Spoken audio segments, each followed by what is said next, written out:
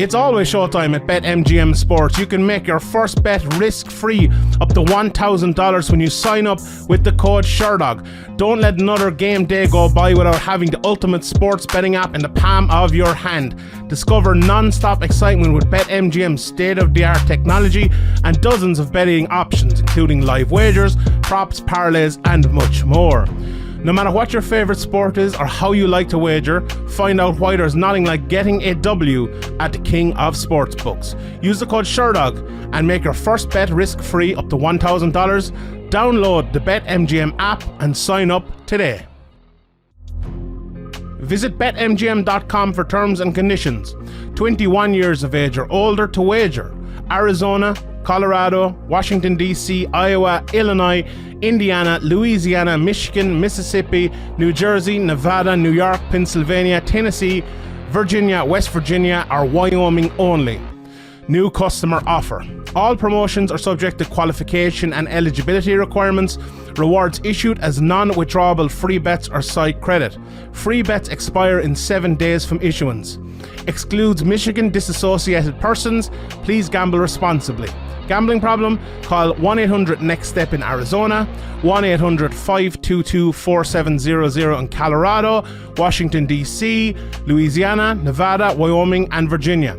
Call 1-800-270-7117 for confidential help. In Michigan, 1-800-GAMBLER. In Illinois, Indiana, New Jersey, Pennsylvania, and West Virginia, or 1-800-BETS-OFF in Iowa. In New York, call 8778-HOPE-NY or text HOPE-NY to 467-369. In Tennessee, call the Red Line at 800-889-9789. In Mississippi, call 1-888-777-9696. Sports betting is void where prohibited. Promotional offers not available in Nevada. Hello there, everybody. Welcome back to another edition of the Sheehan Show. And today's betting show is going to be a lot of European mixed martial arts today. Luckily enough, I'm here in the middle of Europe.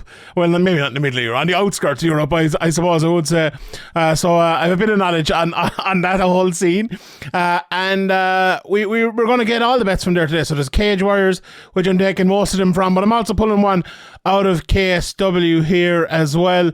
They have a really good card coming up. KSW have two very good cards coming up. I have a preview with Brad Wharton, which will probably already be out by this stage, and an interview with James Webb, the headliner of the Saturday night Cage Warriors card. So no UFC this weekend, no Bellator, no PFL, a weekend off for American mixed martial arts, but the European scene is going very strong, and it will continue to go that way with some very good cards this weekend. As you could probably guess, there aren't the big normal odds that we normally see for the American odds. So I'm going money line bets. I'm going straight up bets. They're not the biggest prices in the world or anything like that. But today's FLIER bet is going to be a parlay, right? And I'm giving all my 4 bets plus another bet in a plus 512 parlay. So let's get that at the latter half of this episode of the Sheehan Show here today. But I was actually speaking to someone, an American unnamed media kind of member the other day, and I was talking to him about, watching Cage Warriors, and I feel like it's a great experience. Honestly, if you're someone here listening to this in America and maybe you haven't checked out Cage Warriors before, maybe you just, maybe tuned in for an Ian Gary fight before he signed, or a Paddy Pimblett fight maybe. Honestly, it's one of my favorite things to watch on online or just to consume in the world of MMA, because it's quick, especially the Friday night card. I think there's only 6 fights or something like that, and maybe even less by the time we get there. 1 or 2 fights generally tends to fall out of every MMA card around the world. But it's early, obviously being over here in it's in Colchester, but Ireland and the UK, they have almost all of their cards, and it's over and done with in a couple of hours. And you see someone is going to be with the UFC in a while. You see someone who has been a good fighter for a long time, or is a very good, European level fighter. But you see also the world level fighters before they become world level fighters. And there's a couple of them this weekend that could become that. But there's lots more coming up in the Belfast card and the London card coming up as well. But Colchester, they're in this weekend. There's a big local scene in Colchester. As I said, I talked to Brad about that, so tune into that if you didn't hear all of it. But it's very interesting, and it's going to be cool to see Cage Warriors and KSW as well. Fantastic card this weekend. But let's get into the bets. As I said, bet responsibly, please. Not a great weekend last weekend. I think I got all my bets wrong. I might have got one right. The judges robbed me. I had Holly home by decision. Robbed, not really, but you know what I mean. I think it was only the second time since I've been doing the show for maybe 6 months where I got all 5 wrong. But I'll have to go back and check that again. Let's say I got one right. Let's give me one of them. But anyway, we'll get into the bets here today. Please bet responsibly.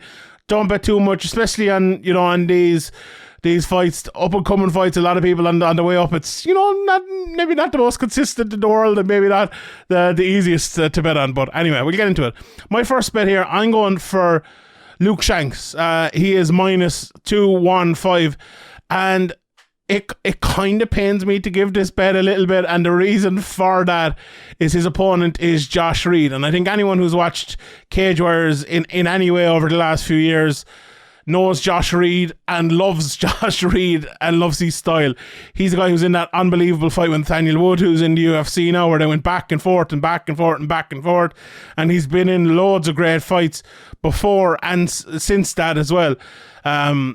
Shanks is a former champion who missed weight, and then there was a mad kind of incident in his fight where his opponent tapped and he ended up winning. They had to do the rematch, and in the rematch he missed weight, so it's been an atrocious time over the last while for Shanks. Because he missed weight, he's had to move up to 135 from 125, and I think he'll probably go back down again after this, but it's a big opportunity for him. And it's a big opportunity for Josh Reed as well, because he's had some big fights against some very good people over the last few years, and he's a 12-6 record now. He's fought Dylan Hazan, who's very good, and Liam Gittins, and Scott Malone and Brian Boland, and as I mentioned, Nathaniel Wood as well, beating Martin Sheridan all the way back in 2016 it was now, I think. So he's a very, very good fighter, but this is the sort of win that takes him towards a title in his division, or maybe even towards the UFC, or Bellator if he chooses to go there, whatever it might be. I know one of his teammates, I think it was Brett Johns, was calling for him. He fights out of Shore MMA, the same place as Jack Shore as well, was calling for him to be signed for Bellator and things. He's the type of guy that'd be, if Bellator signed him, he'd be great. Cage Warriors great, but Dana White Contender Series, I think he'd be perfect for that. He's a wild style, and I think that wild style against someone like Shanks, I don't know if it's going to pay off for him. I don't know if Shanks is going to want to get into the sort of wild fight that Josh Reed absolutely loves, and that's the reason I've gone for Shanks. I think his wrestling could be a bit of a game changer here now as well, but he is up in weight. Let's not forget about that. Maybe that extra weight is something that helps Reed. Maybe it's something that Shanks struggles with. It's 3 rounds as well. Shanks fights a lot of 5-round fights, so the 3 rounds thing as well, I don't know if that'll help or hinder him, but he's a southpaw, hits hard, good on the ground, and has unbelievable cardio, can go for days and days and days. He knocked out Creasy in the first round of the rematch the last time out. Before that, he went, he went 3 rounds, with Nicholas LeBlanc. He fought Jake Hadley before that, and we see how good Jake Hadley is, and now in the UFC, he went 5 rounds with him. He beat Samir Fadine before that, going all 5-minute rounds as well. So, and Conor Hignett, Pietro Mienga before that as well. So he has a lot in his locker. I think he's a very well-rounded fighter. If it turns into a rock'em sock'em robot striker match, I think Josh Reed will win that every day. But I think Shanks is smart enough not to let it become that, and I think he has good enough skills to not let it become that either. So first bet here, Luke Shanks minus 215. Right, second bet, I'm going for Oban Elliott to win. He's minus 200 here now. As I said, the prices aren't massive here, but I'm kind of cut down with the bets I can have. I might go for Oban Elliott to win inside the distance if I could, but it's a very interesting fight here that Oban Elliott has. He's fighting Herkus Lukosiunas, and I watched a couple of his fights as much as I could. There wasn't much of him in mixed martial arts, but he's 1 submission, 2 knockouts. He's a lot of kickboxing and things. if you look up, if you put him into YouTube, you'll find a lot of kickboxing. He hits hard. He's some head kicks and things like that. Now, Oban Elliott, maybe you saw I did an interview with him here on Sherdog a couple of months ago before his last fight, and I built him up. I gave him the big build up, and unfortunately he ended up losing to Materla Fluminas. But if anyone knows Materla Fluminas, 11 fight veteran, Oban I think was in his 5th fight, and I think that kind of told. And Oban was coming up as well from 155 to 170. I think it was his second fight there. Sorry, he's at 170 again for this fight.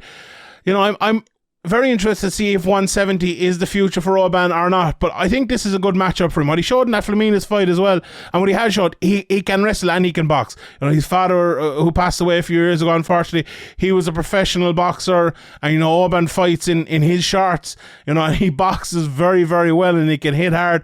Very good on the ground though, very good all around. That last fight against Fluminas, he was winning that fight very well until maybe 3.5-4 minutes in. Fluminas turned the tide very quickly, and it was you could see it was obviously talented fighter, but a young fighter in the game, and maybe a while down the line, maybe certain mistakes wouldn't have been made. He's in there now, I think. This is good matchmaking by Indian again. I think that last fight wasn't necessarily bad matchmaking, because it turned out to be a fight where one guy dominated, the other guy turned around and ended up winning. But I think maybe for the progression of Oban Elliott, maybe it was a little too much too soon. Now going into it, I picked Oban Elliott, so it's either easy to be the general after the battle, as the legendary Artem Labov once said, I believe. But this I think more fair is the wrong word, but this is more normal matchmaking, I think, and someone who is 3-0. I think what Oban needs to show here is his fight IQ, and I think he needs to get the fight to the ground if it's not going well for him in the feet. Now, if he's boxing him up, absolutely keep going at it, but if he's not, take the fight to the ground. That gas tank as well, keep it in check, and win the fight where you need to win it, kind of. So I do think he will have the advantage. Having not seen loads of Herkus in MMA, he fought where he fights I don't know where they were, but it's very hard. Sometimes it's impossible to find fights, and he was one of those lads who was very hard to find any of his fights, apart from a couple of kickboxing fights. But he's fighting. He hasn't fought since 2019. He's fighting out of the KOK gym, which they put on lots of kickboxing events, and that's where I saw most of him in a few of those KOK kickboxing events as well. So as I said, Oban will need to watch out for that, and I think that's his biggest path to defeat, I suppose. But I think he'll take it to the ground, and I think he'll win it there. And honestly, at -200, having seen his wrestling against a kickboxer, I think it should be enough. Another guy who I'm backing for my third bet, and I'm backing his wrestling as well, is James Webb. And as I said, I interviewed James. It'll probably be out before this comes out. Former Cage Warriors middleweight champion. He's -200 to win this one straight up. James has had a tough time of it over the last while. As I said in the interview, he's been injured and then injured again. He lost his title to Matthias Frederick. The first fight was a draw against Frederick, a very close, contentious decision, I suppose, as much as decisions can be, if you know the criteria. But then he lost fair and square in the second one, the last second of round 4. And then against Matt Bonner as well, he lost with 5 seconds left in the second round. So he's one of these guys who wins and wins and wins. Very good top control, and kind of gets caught at the end of the round sometimes. Now, it's happened twice there in the last 4 fights, I suppose, and that's something he'll want to change. And now, talking to James, he says he wants to get finishes. He doesn't want top control. Not that he doesn't want top control, but he doesn't want just top control anymore. He doesn't want to go into the judges. He's looking for finishes. He's been working on his jiu-jitsu an awful lot. And I think going in against Leon Aliu, having watched a bit of him, I think it's honestly a good matchup for James. Now, if James can get past that guillotine and take him down, I think he'll have a good time of it there. Another guy, I haven't watched loads of him, but he can be taken down. He's very strong as Aliu. But if you can get past that guillotine, he's won, 3 fights in his career via guillotine, some very, very good ones. He's really strong with it. This guy's a big, muscle-bound, absolute animal of a man altogether. He's only fought once in the last 3 years. That was at the end of last year. He ended up getting the win there against the guy who's, 6 wins, 11 losses. So I don't know how much you can count that in, but as Brad said to me in the preview, he doesn't look like a guy who sits on his couch very often. Throws a nice outside leg kick as well, but James has a nice right hand, and if he can get back a little bit to that as well. I don't think Aliu is the fastest in the world. The thing about James is he goes in there and he fights someone like Matthias Frederick. And Matthias Frederick is one of the best athletes you'll ever see on this sort of scene. He goes in there against Matt Bonner, who's a very good athlete, you know, coming up from 170, or well, going back down to 170 now after being at 185. Really fast as well. For my money, a very good athlete as well, and kind of makes James look slow. But if James is in there against someone of a similar speed, and he can bomb in that right hand, it hits hard. You know, I've been watching James for years, and it's something maybe he hasn't thrown as much recently because of the matchups, but if he can kind of get back to that, I think he can land a few of them, get a few takedowns, get on top, maybe use his jiu-jitsu if there is an advantage there. But, you know, Aliu has some good wins. He's win over Leandro Domini on his card. He beat Pietro Panini, even, who is a very, very good fighter. Now, he's win over Charlie Ward and others as well. He's fought on Bellator a couple of times, and you know he lost to Mike Shipman and others, but he's a good fighter, and a win over him is a very, very good win.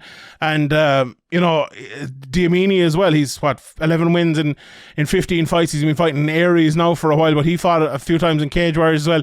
He beat Aaron Khalid last year, so some good wins there for Aliu. By no means a walkover for James Webb, but I think James. He sounds good. He looks in a good headspace. Injury free again. Minus 200. I'm going for a Webb to win that one.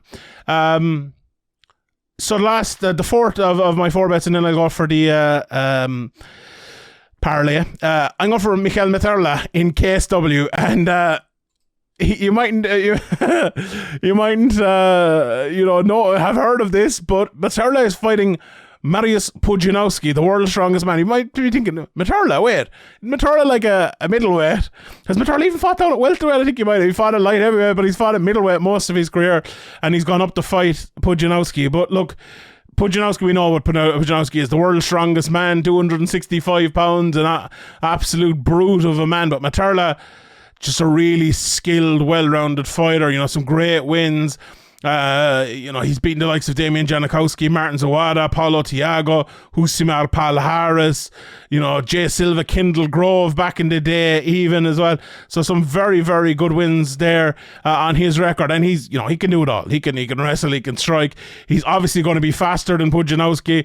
Look, if Pudzianowski pushes him against the cage and lands some big shots or gets him to the ground, it could be trouble for the Materla. But I just think Materla is going to be too good for him, honestly. And his price is minus 225 now. It's fluctuating. Actually, I was looking at it last night. It was minus 240. So it's after coming in a little bit overnight. And you know, we get these odds where you can get them. Hopefully, they'll be up everywhere later on in the week. But I just like, you know, look, it's one of these fights that I'm taking a chance on it. Let's be honest. We don't know what could happen. It's a middleweight fighting a heavyweight. And a heavyweight, if we want to put it that way. It's a fight that we don't see often in mixed martial arts anymore, but it's a fight I'm here for. You know, a tremendous fighter in Materla against a tremendous athlete, an animal of a man like Mariusz Pudzianowski. You know, I've given a bet for it, but that's also I'm just going to be tuning in for and just going to be enjoying watching, honestly. But yeah, I like Materla there at those odds. I'll read you through some of the other odds as well for KSW in a second and pronounce the names really badly, so I look forward to that. So my flyer of the week, I'm going for those 4 bets, and I'm trying Omran Shaban at minus 280 and giving you a 5-bet parlay of plus 512, so just over 5-1. Shanks, Elliott, Webb, Materla, and Omran Shaban. I'll talk about Omran Shaban for a second here. He is fighting on the Friday night, and he's fighting Jack Dedeme, who's a good kickboxer. Not too much, another guy, not too much on him. He has one fight, 1 or 2 fights in his career. You know, there's some controversy because one of his fights was Will Kearns, who is you know what his record is. It's like 1-42 or something like that, and he's one of those guys that, you know, he's a journeyman amongst journeymen, if you want to put it that way. But he's also beaten Craig Allen, who is, you know, I suppose another journeyman, but also he's a couple of wins, and I think he's 5-51 or something like that. But this is a test. This is a real fight. He's fighting Omran Shaban. If you don't know Omran Shaban, he fights out of Chris Fields' gym in in Dublin, the same gym where James Webb fights out of. That's where Ian Gary obviously came from, and he has left now. But Oman is 2-1 in his career. He fought a couple of times over in UAE Warriors after making his debut in Cage Warriors back in 2019, and he's a very good, well-rounded fighter. And the people in the gym there and in Ireland have high hopes for Oman. Like all of those Team KF fighters, they're all, to me, very similar. They're well-rounded, well-trained, they can box, they can switch stances, they can wrestle, they have jiu-jitsu, and Omran is another one of them. I watched a couple of months ago now at this stage, I suppose, had the Shelley brothers who both fight out of there, and it was weird. I did the preview or the review or whatever it was, and I was talking about how similar they were, and I felt bad considering they're two brothers. But now Omran comes along, and he's kind of similar as well, even though they're like Taekwondo, they have a quite Taekwondo background and all that. But Taekwondo as well, they all fight a very good, similar fundamental game. And you could almost tell by the silhouette of a KF fighter. Now they are different, don't get me wrong, but they're all just good fighters. Very, very good fighters. And I think he'll win here against that MMA. It's another one. You have Chris Fields in your corner as well, the loudest man in Ireland. And if he roars at you to do something and change something up, you'll do it, and you'll hear it anyway. And I think that's something that Omar might need to do in this, because MMA can. He can box and he can kick, and he's good on the feet. Maybe if he takes a fight to the ground, I think Omar might have a bit of an advantage there. But to me, the bits of Denemy I've seen, I haven't seen loads of him, to be honest, but I've seen a good bit of Omar now at this stage, and I know he's a very, very good fighter. And at that price, he is minus 280, which is a big enough price. But throwing him in with the others to get the parlay of plus 512, I think that's pretty good all around. I was struggling this week, I won't lie, for a FLIER, so I just stuck them all together, and we've gone for it, and we've done it that way. So let's look through some of the lines. Obviously, get these lines where you can get them. There's a CFFC on Friday night as well this week. I haven't studied that throughout, but I'm sure maybe our American friends here covering the sport will be able to tell you a little bit about that. The main event on Cage Warriors 137 on Friday. Matt Bonner is a big favourite there against Joel Cueja. He's minus 650. Joel is plus 475. I think Matt Bonner has looked very good recently. As I mentioned, he beat James Webb. He's deservedly a big favourite there. Dan Duiz, he was supposed to fight against Josh Reed, I believe, in the last card. Talking to Brad about him, he believes he's a very good fighter as well. He's gone in there against Bogdan Baru, massive favourite, minus 550. There's a lot of big favourites here.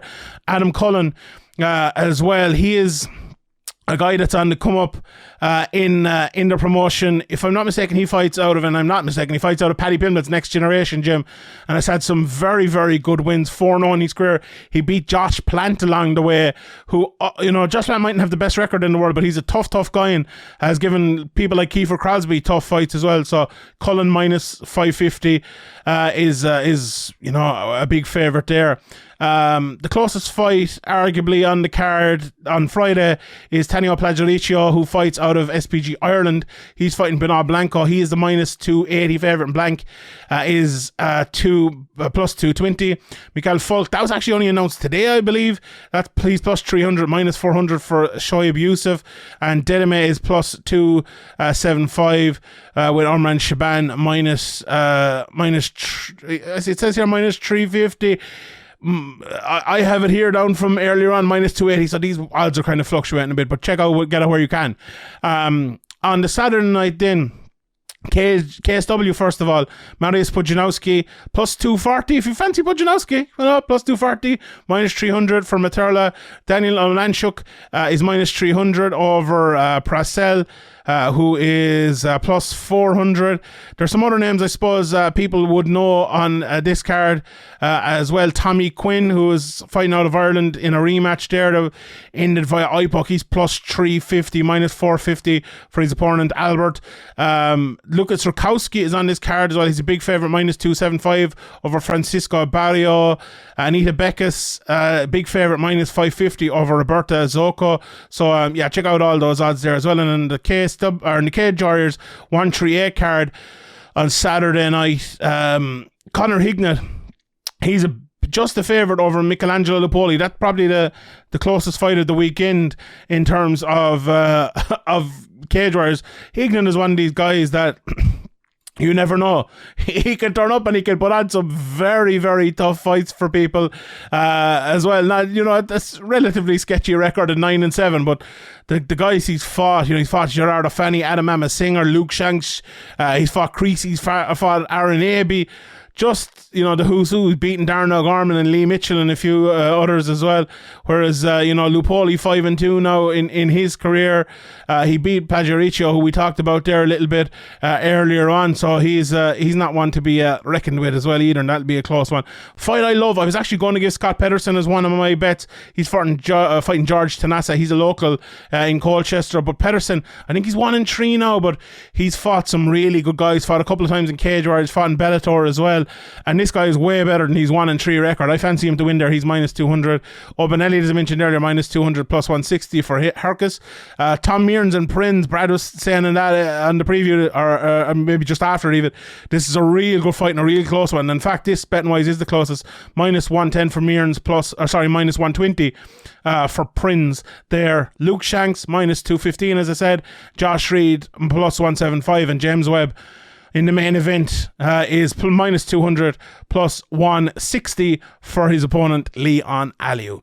So let me run through quickly the bets again that I'm given. My first one is Luke Shanks -215, Oban Elliott -200 with James Webb at -200 also, and then Michal Materla at -225. Then I'm going for the parlay, all four of them with Omar and Shaban -280, giving you a +512 parlay. I will leave it there, everyone. Hopefully all those bets come out, and if they will, we'll be doing well. So I will leave it there. My name is Sheehan for Sherdog.com, and I'll see you all next time.